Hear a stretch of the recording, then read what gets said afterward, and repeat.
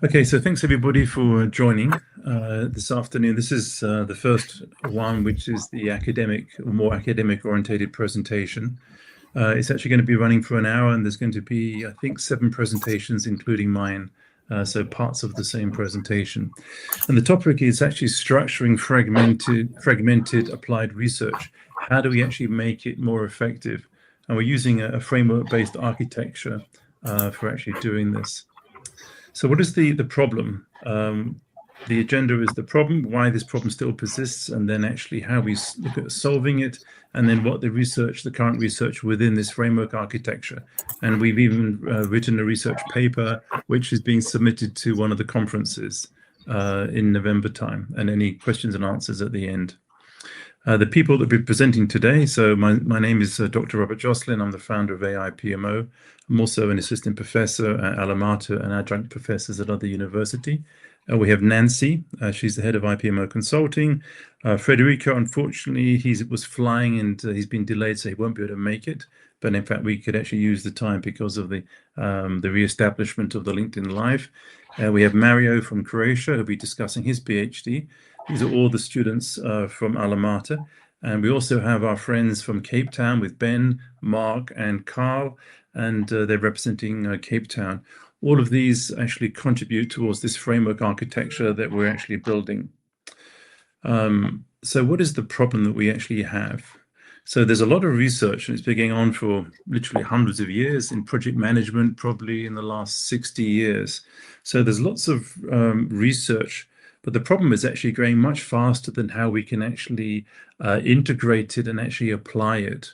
And there's often the criticism that you actually have of research that people say, well, that's great, but our environment is actually different. So we look at the individual parts that actually contributes towards this problem that we have.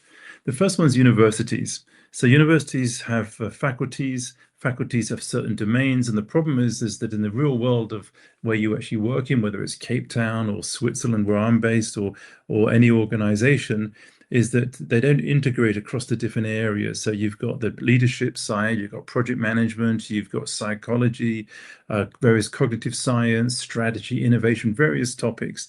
In fact, when students come to do a PhD, they bring this complexity with them, but the way the PhD is structured, they've got to strip it all out and actually focus on something very specific. So they actually come with the right mindset, but it's not actually how we do research today. And so this is what we want to sort of see. Is that something is a problem on our side? How do we address it? The studies, they're often disconnected or unconnected. It's done independently. There's very little linkages between the actual research. And therefore, what happens is that if you do your PhD, you might write a monograph. It's like a book, and it isn't really used. If it's a conference paper, then it is actually referenced by others, or a journal paper, but they're all pretty much independent. The definitions are actually different depending on the context of the research. When you're looking as an individual, I know when I started doing my PhD, what I came with is different to what I actually did.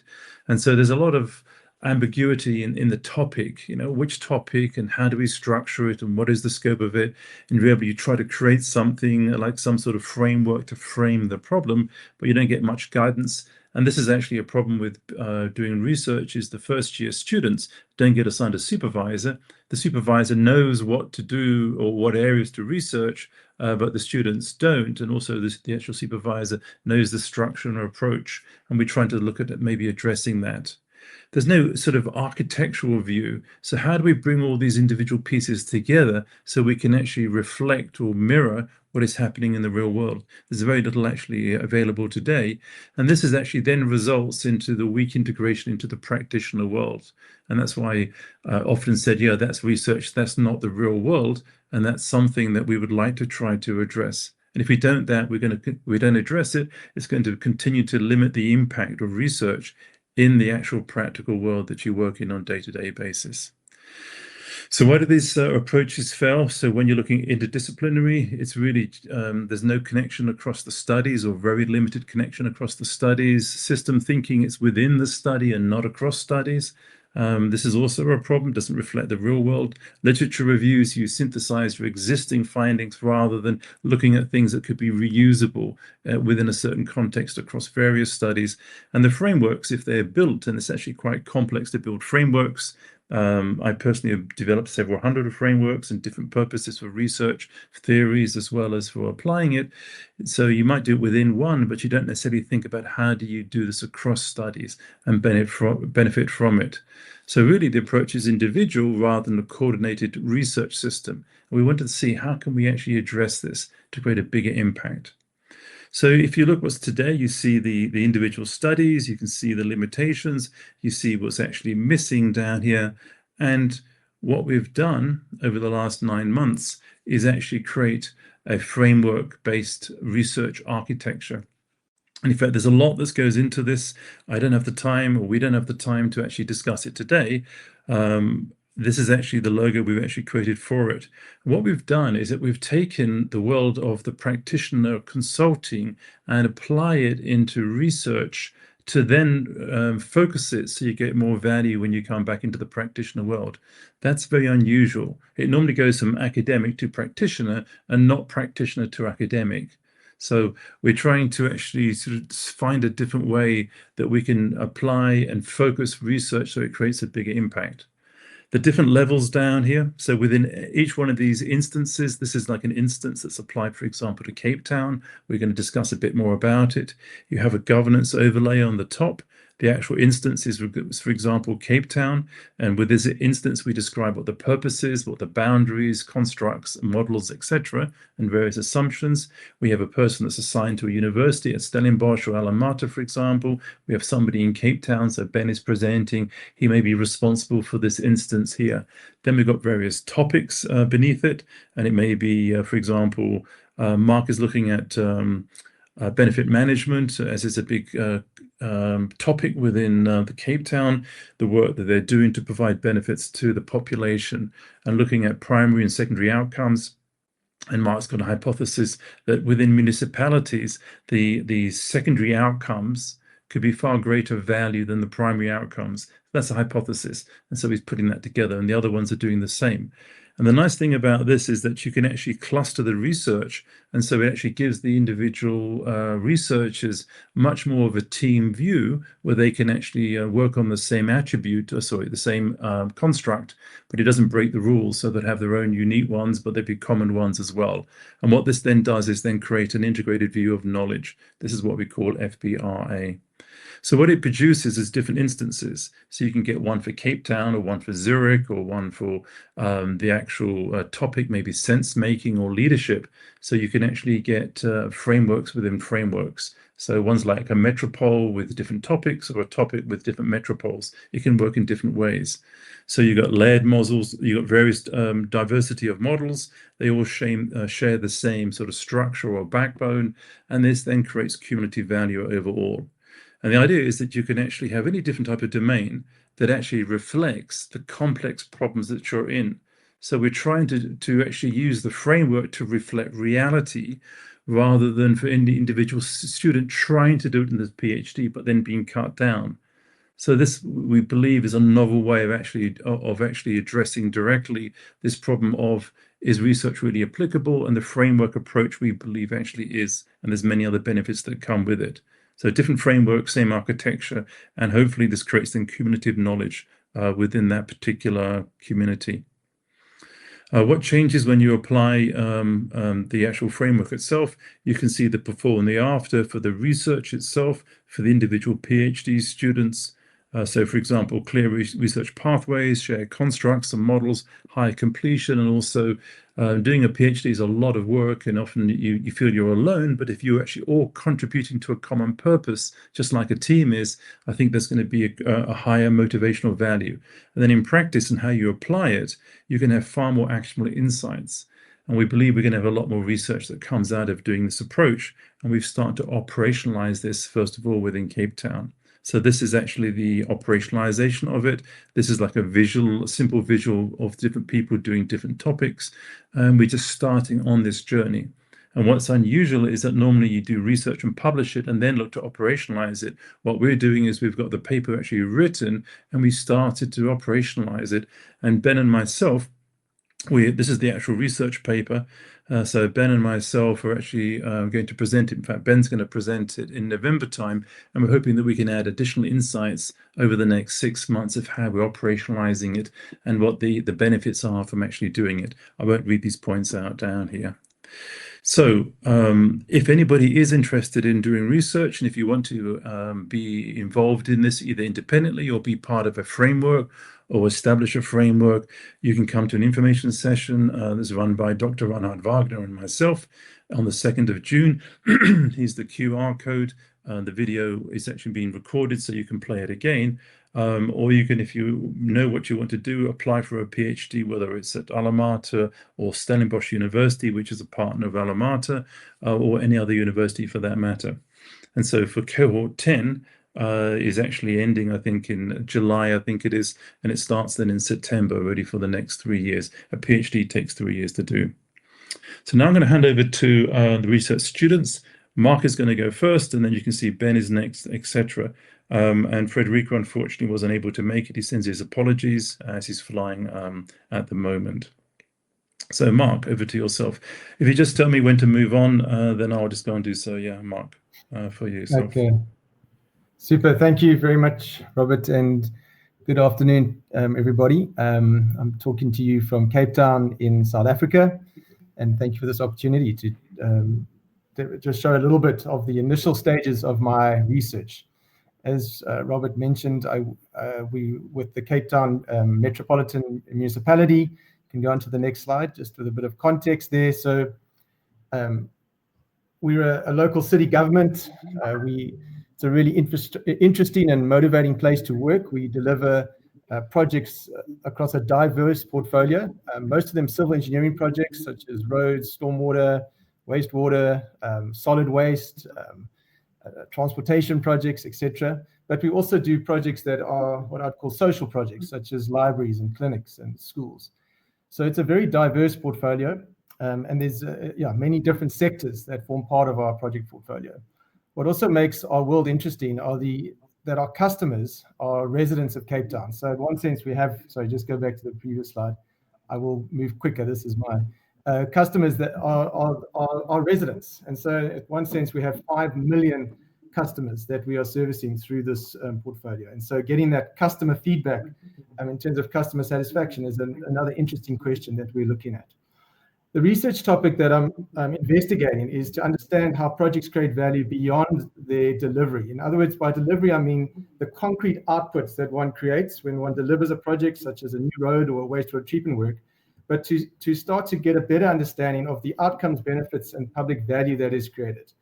At the moment within the city of Cape Town, and why this matters is that we're pretty strong at measuring project delivery. So we've got good spend metrics, and we understand what we deliver every year.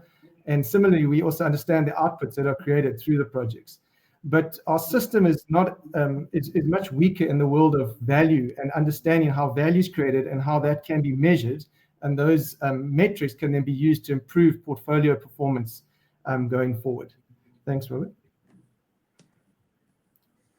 So as I've described, one of the challenges for us is that we currently have a strong focus on outputs, but we want to understand the broader system of outcomes and benefits and value creation. And that then leads to that research question of how municipal infrastructure projects create value beyond delivery. Can go on to the next slide. So this is my kind of initial, what I'd call almost a mind map, where I've started to sort of look at the broader system and say, what could be areas of influence and areas of interest within the system? I want to draw your attention to a few of these. The first one is conceptual clarity. And this is, I think, will also sort of benefit into this broader framework of research. Understanding and getting better clarity on some of these key definitions. Then looking at number 2, measurement and evidence. I think there's a real opportunity for us in the city to grapple with how to measure value better and how to use that evidence to improve the way we do our work. That then links through to number 7, which is this idea of resident value and public value. Those, once you start moving beyond simple metrics, such as delivering so many kilometers of road, to the real reason why you do it, the strategic intent, the metrics often become more complex to measure. And then finally through to number 4, which is accountability and incentives. I think there's some interesting questions there in terms of how does one hold senior executives accountable for what they're really there for, which is really to create that value and not just to deliver on spend and outputs. We can move on to the next slide. This just gives you sort of an overview of the existing system. If I talk to the middle of that slide, we currently deliver projects that create outputs. And then when it starts to become interesting is this question of outcomes, benefits, and public value. And that's where the focus of this research will be. And then finally, how that pulls through into our portfolio decision-making to ultimately enhance what we do and create more value for our stakeholders. The next slide.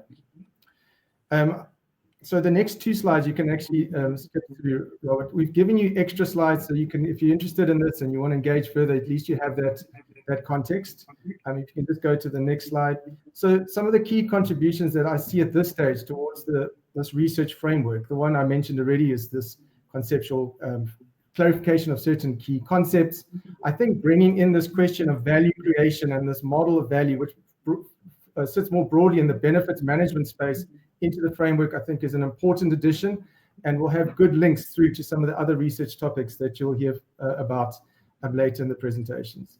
Then on to the next slide. If you can just go through to the final why this matters. So, okay. This is it, yeah. The last one. Oh, that's it. Okay. I think the reason it matters for the city is that ultimately it's going to drive improved decision-making. I think there's opportunity for better prioritization within our portfolio. And then this idea, Robert mentioned primary and secondary outcomes. It's trying to understand how value gets created across directorates. So that cross-directorate value creation could be an opportunity to really enhance what we do as a municipality. Thanks very much. Great, that's excellent. Thanks very much for that, Mark. And now move on to Ben.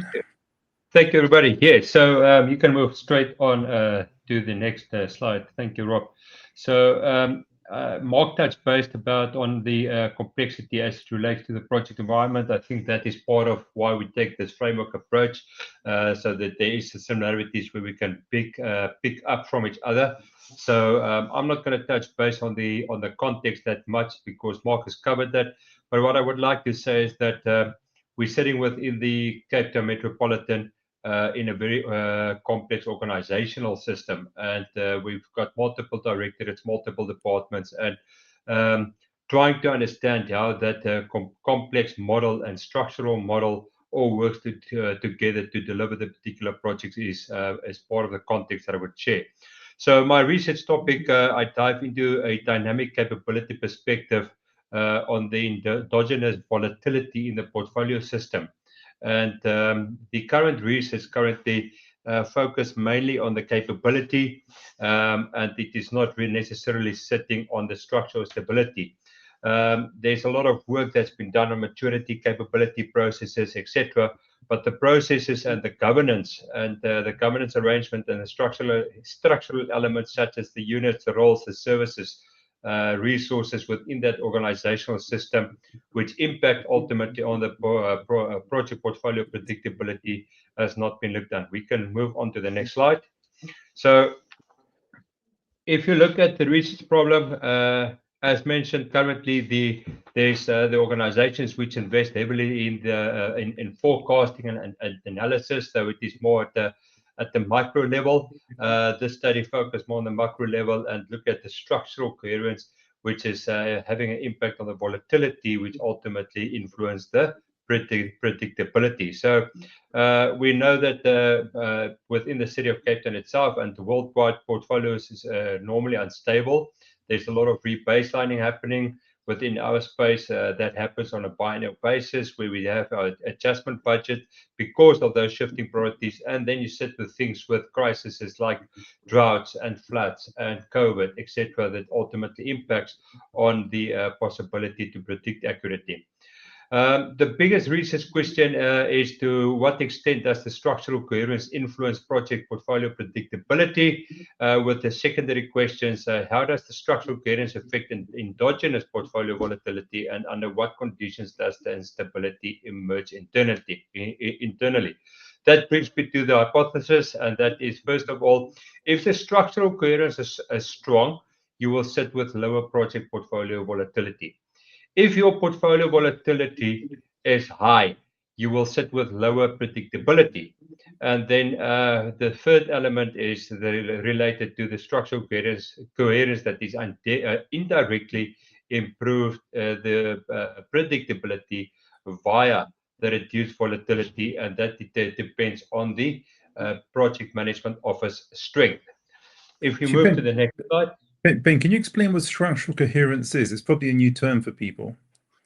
Yeah, so structural coherence, as I defined it currently, is how the particular structures all forming all together in one central point and I purposefully looked at not necessarily at the governance arrangements, but more towards the aspects of how the structure look, what is the particular elements from roles, responsibilities, what is the elements as it relates to the particular just want to get a note here. Sorry.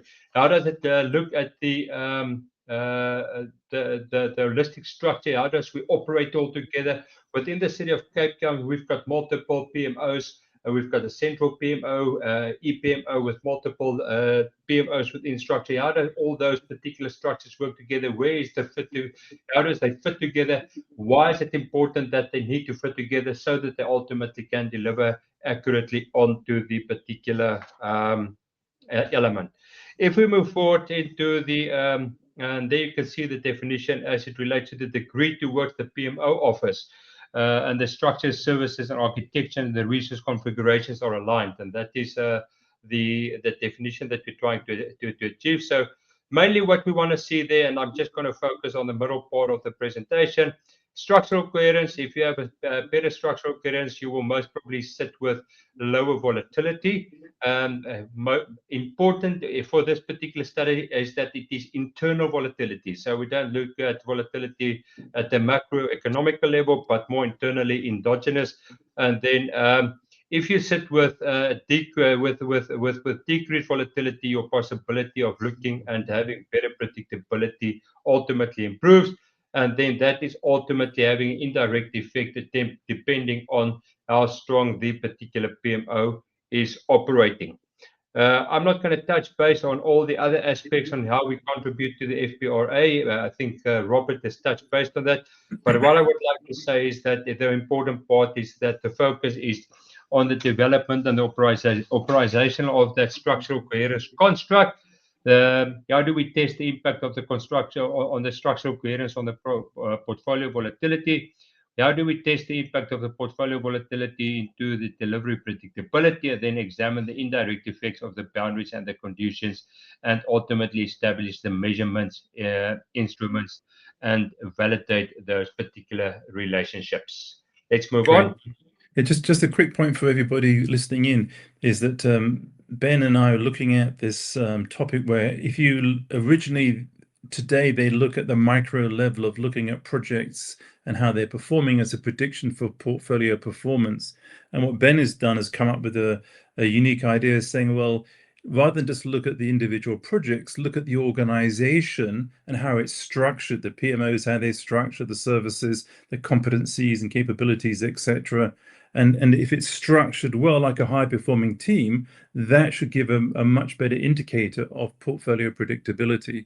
So it's gone from a micro view of project-level performance to a macro view of organizational structural coherence. So that's actually the difference of what is today versus what Ben is actually researching into. And then if I can add to that, Robert, is to pretty much reframe the practice of predictability as a system level outcome at the end of the day. I think that's important just to add. I've touched based on this. I think everybody understand what the core model is, how we want to interpret. At the end of the day, the approach is pretty much conceptual and empirical. We will use the data sources currently available within my environment from the portfolio and in the PMO environment currently available to us, and then we will ultimately measure that the structural coherence, the portfolio volatility, and the predictability within those particular parameters. Thank you. Great, yeah, thanks very much for Ben. Just for people listening in, is the nice thing about doing this framework researcher-based approach with Cape Town is that they have data research data for us. So not only are the students able to focus on the impact they're making, but they've got access to make sure that they can actually get the data to provide the results to go and create the impact. So there's many benefits of actually doing this approach, especially when working with a metropole like Cape Town. So let's move on now to the next presentation. So Mario is going to talk about the impact of PMO structural cohesiveness. Have you noticed about that? No, we're using the same construct here on organizational sustainability goals. So you're going to get common, we call these constructs, and this is where they work together when they do the literature review, when they actually define it, create the scales, etc. Mario, over to you. Okay, thank you, Robert. My name is Mario Protulipac. I'm a PhD student from Alma Mater Europaea. So as Robert said, we are trying to optimize resources during the research by sharing constructs.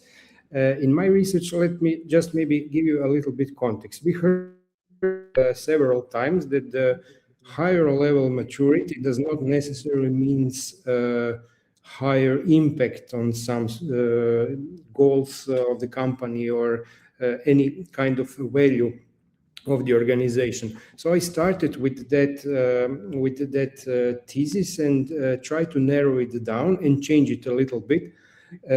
Maybe make it closer to my practitioner's experience and my practitioner's interests. So instead of PMO maturity, I was thinking that it would be very interesting to figure out how the structural cohesiveness of PMO, so that interconnection between PMO and other organizational departments, but also some external stakeholders could impact the value. And then I try to figure out what is the value, or how can I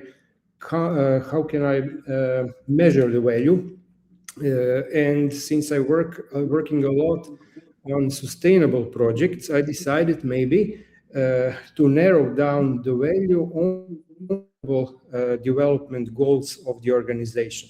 So actually, I have two main constructs in my research. One is structural cohesiveness or coherence of the PMO, and the second construct is the sustainability goals of the organization. So the trigger question in my research is, how does the structural cohesiveness of PMO translate into the measurable value and impact on sustainability goals? On the next slide, you can see the three main research questions. So the main broad question is, how does the structural coherence of the PMO influence organizational sustainability goals? And I also have two specific questions that will come out from quantitative research. The second one is more connected with comparison. Do organizations with a higher level of PMO structural cohesiveness achieve stronger sustainability results compared to those with lower levels or weaker connections? Let's say it like that.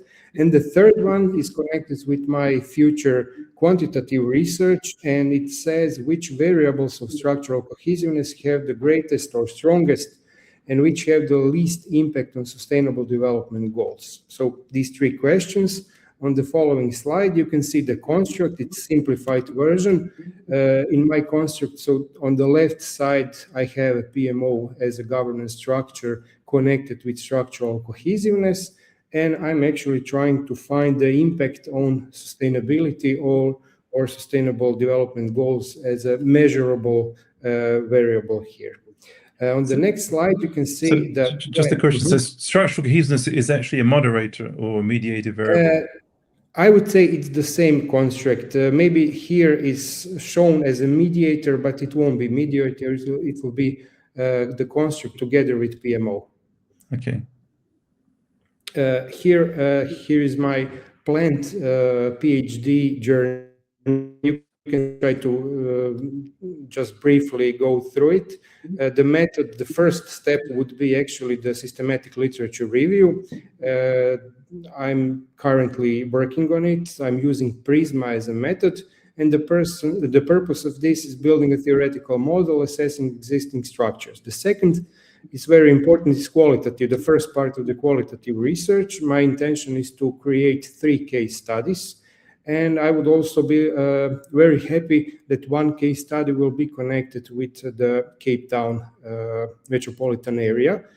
The one part of the connection within the framework that we are talking about. The third, maybe the central part of the research, will be quantitative factor and regression analysis, where I will use survey with different stakeholders and try to find variables connectivity. And finally, I will just, summarize everything through focus groups, where I will try to maybe verify and interpret some findings from the quantitative research. Here, I try to find the connection between my research, because I'm not from Cape Town, I'm from Croatia, and I'm a PhD student at Alma Mater. But it's interesting that I also can interrelate my research with the framework that Robert mentioned, with Metropolitan Cape Town. And I found 3 connections up to today. Maybe there will be more. So the first one is framework alignment. As we already heard, Ben has the same construct, the structural cohesiveness. I'm also speaking about structural cohesiveness in PMO. So the value of this framework is that we actually can share information, knowledge, and optimize resources. The second one is connected with methodological positioning. One of my case studies, I hope, will be connected with Metropolitan Cape Town. And the third one will be research relevance. I think when we are speaking about sustainability or sustainable goals, and we are speaking about the organization that's running the sustainable projects, it's very applicable to specific Metropolitan Cape Town area, because any strategy has sustainability, and it is one of the topics in any strategic framework or whatever. So I'm close to 3 theories with my research. The first one is social network theory, connecting with cohesiveness. The second one is organizational theory. And the third one is actually, let's say, it's kind of a spin-off of organizational theory, and it's the organizational paradox theory. So it actually shows some different connections. If something is higher, for example, higher maturity, does it necessarily mean that it achieves a higher impact? So we already heard that that is not the case when we are speaking about maturity of the PMOs. I will try to figure out what about the structural cohesiveness. And finally, I already said there is a theoretical contribution of my research, and there is also a contribution towards practitioners, towards organizations, and I hope it will find to maybe redefine PMOs, but not only PMOs, but the network or ecosystem in which PMOs exist. So maybe that's maybe too ambitious, but that will be a small impact towards theory and practice. So thank you for listening, and I will be happy to answer your questions or read your comments via LinkedIn or Great. some other. Thank you, Mario. So what you heard actually is that students from other universities can actually contribute to a framework in another country or another instance. So it doesn't really matter where this framework is, whether it's from a topic or from a geographical perspective. Also as well, whoever the framework owner is, in the case of Cape Town, it's Ben. He's very kindly volunteered to actually act in this role as the governance role, and is very likely going to be on the academic side from the university for Stellenbosch and perhaps even Cape Town. So with this particular PhD, what we do, we have other slides that we sort of show what is needed to be researched, and then Ben and the people on the governance board will actually have a look and see, okay, this fits nicely here, or could you just adjust it a bit, in that way building to the collective understanding in Cape Town. So thank you for that. Now over to Nancy. She's going to talk about balancing projects and operations in public service teams, a dynamic equilibrium perspective. Over to you, Nancy. Thank you very much, Robert. Thanks, everyone. And I would like to thank you for this opportunity to present my project, which I'm more and more seeing from these presentations that it aligns well with the FBRA So just a little bit about myself. I'm also a student of Alma Mater. It's my second year in PhD in project management, and I had the opportunity to visit and see the work of the team at Cape Town Municipality. And I tried to understand some of the elements of tensions that they have and build my topic around that. So you saw from the title, it's balancing. I do hope it's aspirational. I do hope to be able to find a way for teams to balance tension between project and operations teams. So the context is project-driven public organizations. So we'll be looking at Cape Town Municipality specifically, and I would like to thank Ben for this opportunity to provide us access to the data there. So teams usually face persistent tension between delivering new projects and sustaining everyday services, and this is one of the things that sometimes prevent them from really achieving the benefits they intend to have initially, and this connects directly to Mark's topic. So my working topic is, can you please go back, Robert? Yeah, it's to investigate how teams in project-driven municipal environment manage persistent contradictory demands, and we'll be focusing a lot on the management part. This is important for leadership, it's important for benefit realization, it's important for strategy execution at the end. Next, please. Now, the problems from literature, it was really confirmed through different literature reviews that there's a gap between the capability, the mindset, and the way people manage tension. So usually we try to navigate tensions, but not necessarily manage them. And the main gap is at the meso level, which is at the teams level. So there's a lot of research around organizational tension, individual people, how to really manage tension, but not necessarily in terms of teams. And I try to focus here on the operations and projects because this is where the biggest tension happens when it comes to strategy execution. I have multiple research questions. Next, Robert. There's some animation here. Yeah. So I'm looking at the cognitive side, at the mindset of the teams. How did they really manage to identify and look at tensions, their adaptability and the alignment, because when we look at the paradox theory and other theories, there's some cycles of misalignment and alignment that happens in organization, which sometimes are seen maybe negatively. So I'm trying to understand the impact of this tension management on the adaptability and the alignment. And I'm looking at it also from a leadership behavior perspective and understanding how leadership behaviors impact that team capability. Next, please, Robert. So the theoretical grounding is a little bit similar to what Mario had. I'm looking at the organizational paradox theory, but I'm looking very specifically at the dynamic equilibrium model, which really studies how those relations are within those teams. My intent is to have a kind of a core construct built with it that I call team tension management capability. It's not necessarily something novel, but it's something that's going to bring different elements together into one model that helps teams, hopefully in the future, manage that tension better. The core model, the my variables, are really looking at the team paradox mindset, team psychological safety from a cultural perspective, and looking at the outcomes in terms of team adaptability and balance between project operations performance and at the end benefit realization and strategy execution. Next, please. Now, this is in a nutshell the research design. So I don't have to go into a lot of details here, but just my logic is looking at the structural tensions that exist at a meso level, understanding the capabilities of the teams in terms of how they manage tension and the impact on the performance outcome. Next, please. Now, the method and the approach. So I will be, my approach is to bridge the paradox theory with projects execution research at the team level, and that's the originality of my topic. I will be having a qualitative phase similar to Mario. I'll be having case study in Cape Town, understanding how do these tensions emerge, how are they identified, and how they are managed within these teams, looking also at some cultural considerations that happens there, and moving this to a quantitative phase with a team level survey to test the relationship between the TMC, verify that, test it, and make sure that I have the solid I would say the solid academic and the solid scientific background to move forward. The data sources are the municipality and the different, especially here I'm looking at cross-directorate impact cases, and this is also aligns very well with Mark's part in terms of benefit realization cross-directorate. Next, please. Now the contribution to FBRA. So I think here the most important thing is really linking the team level TMC to organizational challenges and extending the FBRA framework to include meso-level dynamics. My colleagues did not much talk about that meso-level, so I would like to dig deeper into that part, which will enable all the other aspects, I think, in the organization. And yeah, I think from my side, Robert? Am I too fast? Okay. Should I go back? That's fine. I'm trying to mind the time. It's fine. It's fine. It's okay. You can move to the last one. It's okay.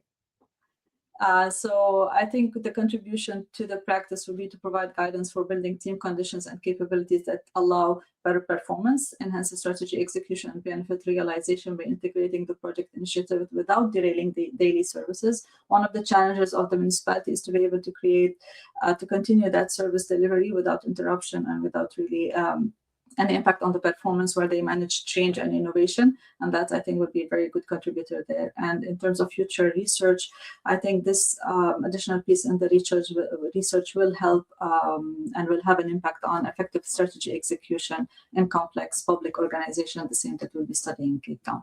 Thank you very much. And if you have any questions, you can connect with me later once you see this. Great. Thank you. Thanks. So for the people listening in, is that there may be a lot of new terms here. And if you always wondered what comes after your practitioner world or as part of it, then do consider doing a PhD, and we'll discuss it at the end.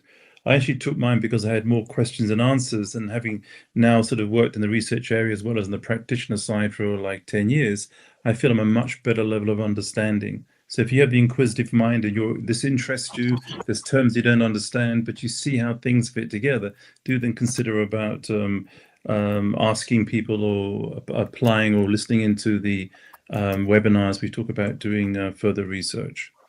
So this is now the last presentation. Last but not least, Carl from Cape Town is going to talk about leadership, structural coherence in government project systems. In fact, Carl hasn't yet applied formally to do his PhD, but Ben brought him into this.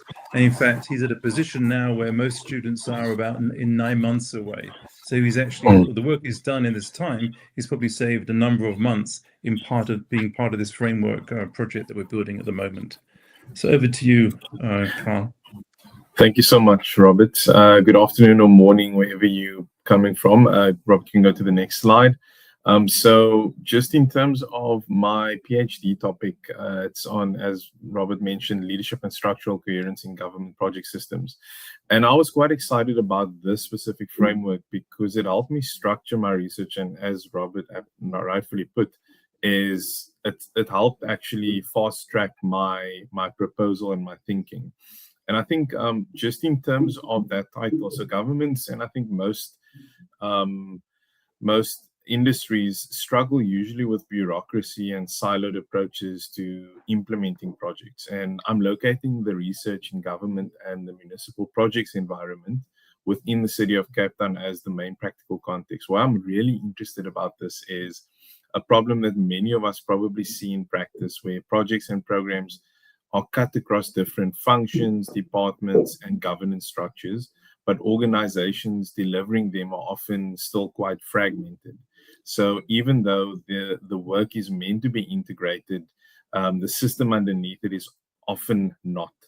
And that's where my interest sits, is leadership is usually discussed as behavioral, and how leaders act, communicate, or influence is how we're going to look at it. So just in terms of the research topic, I'm focusing on that fragmentation in the delivery system, specifically within government, where work is spread across those different functions, as I mentioned, where we often see decision friction, unclear escalation pathways, and sometimes weak integration between governance roles and processes.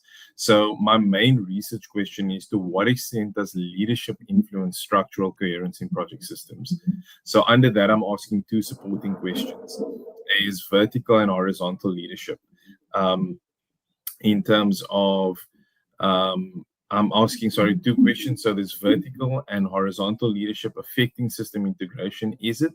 And then the second question is, governance helps or hinders that structural coherence? So at the moment, the logic is fairly simple. Leadership should have a positive influence on structural coherence. Governance should strengthen that relationship, and weak leadership integration is likely to contribute towards fragmentation. So in plain terms, I'm asking whether leadership helps that system hang together.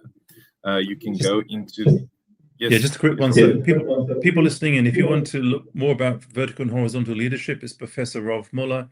He's written a book on this and written several research papers as well. So what Carl is doing is taking up at his work and then taking a different angle on it to provide further insights. Thank you, Robert. And I will talk about that in a slide to come. So this is that framework. You would have seen there is familiarity between all of us that have been presenting, and it just positions my study within that broader Cape Town Metropole framework, the framework-based research that we spoke about. What's important here is I'm not trying to create an entirely separate framework. I'm working within that shared system that Robert has introduced us to. And my focus, just looking at the middle section, is between that leadership and structural coherence in Cape Town. I'll just give a bit of more information on structural coherence within my context in a slide to come. But I don't want the research to contribution to just stay at the Cape Town level. So while Cape Town is the empirical setting, the theoretical contribution should be broader than just that. The idea is developing that insight that could be applied to government project systems more generally as well. Robert, you can go to the next slide. Thank you. So this slide just shows that core model. At the center of it is that direct relationship between leadership influences and structural coherence, and then governance sits as the moderator within that relationship. So from a vertical leadership point of view, looking at things like authority, sponsorship, prioritization, and accountability. There is then in the horizontal leadership component that about coordination, collaboration, integration across the different boundaries, which Ben also spoke about. Sorry, not Ben, Robert. And then from a structural coherence point, that's really that integration layer. So it's about whether roles in governance pathways, decision flows, and processes operate within that integrated system, or whether they remain disconnected and fragmented. So the simplest way I can explain this is I'm looking at how leadership shapes the degree to which government project systems, are they structurally coherent, and how does governance affect that? So in terms of the approach, it will be conceptual and empirical by PhD by publication. So the empirical framework work will sit in the government project systems, PMO, and governance government environment, and then also cross-functional across the delivery settings. That matters because the issue I'm studying doesn't just show up in isolated projects. It shows up in multiple structures and interfaces that have to work together. I'm not going to go through the research papers there just in the interest of time. Robert, you can go to expected impact. So this in terms of impact is for research, practice, and then also for future work. I think the amazing thing about this framework is it sets it up in that way. So from a research point of view, it's extending leadership into more of a system level space that brings leadership, governance, and structural integration together in a way that I think would be quite relevant for our project environments. From a practice point of view, my hope is that it would help leaders and organizations diagnose fragmentation at a system level rather than only seeing symptoms inside projects. And then from that future research point of view, creating the base could connect into other work. So just in terms of concluding, it's my PhD is really about that central question: how does leadership shape structural coherence in government project systems, and how does governance influence that relationship? Thank you very much, Robert. Yeah, much appreciated. In fact, you may have seen, like here, Frederic research. So putting the presentations together, we needed to make sure we're efficient, and you can see it in the standard structure. You don't have to work out what's different about each one. Unfortunately, I left Frederic. So Federico is actually not present today because of the fact he's actually flying. His topic is a very interesting one. So I'm sure that many of you know him. He has I think, quite a large footprint globally. Federico is also at Alma Mater University, and he wanted to actually take two passions of his. One is music, and the other one is project management. And so I was working with him for a number of times, and he's come up with the concept of how we can actually look at comparing music, especially jazz and actually the beat of the jazz, and when you put a band, how it all comes together in how teams actually perform. So he's actually looking at this term adaptive coherence. In other words, the team is a solid team, but it adapts according to what is actually required at the time. So structural coherence, adaptive coherence is like a take on that. And so what he's trying to do is seeing the teams that adapt, can you actually increase the predictability of delivery for different types of change or impact onto as the project's actually progressing. So I won't go through this in detail. You can actually look at it on the video. I just go through each one of these slides. You see we actually built his also into the Metropolitan of Cape Town, to their framework. So any student in the world, if you're a PhD student now, if you're actually interested in doing a PhD, do look at considering joining these sessions that we're having. Your topic could also fit into an instance, whether it's Cape Town or some other one that we may set up. And also, if you're a business person or belong to a metropole, you would like something like this, do contact Alma Mater or Stellenbosch, myself, for example, in actually seeing how we could extend it out. And we are also looking at putting it out to Brazil. There's people we're working over there, as well as Indonesia as well. So this is just quickly going through. Here's one. And now we come on to questions and answers. And I think we have 2 minutes for questions and answers. So I will come off it. Are there any questions? Thank Barra? you, Robert. Yes, Over to so I think it's almost time, but we do have one, and it's for Nancy. What could be the research outcomes in your research that can go as an effective feedback to FBRA to impact future research? I think it's how what I'm expecting to get is to see how teams between operations and projects can manage the tension that arises when they are working together, and how they can manage to execute projects and at the same time maintain stability of operations by managing these tensions, maintaining dialogue, and making sure that they can both achieve their performance objectives, which will definitely link back to the strategy execution objectives. Thank you. I think we can take one more. How does the FBRA contribute to science, scholars and researchers, and to the society? I guess that's the question. Can answer. Anybody want to take that one? Or shall I take it? Maybe go. Okay, so it's still a PhD, but what you're doing is actually finding a way in which you can be more efficient in what you're doing. But there's a synergy of the insights you see from your PhD, whatever topic may be, whatever research challenge or area that you're trying to solve, but you're part of a bigger picture.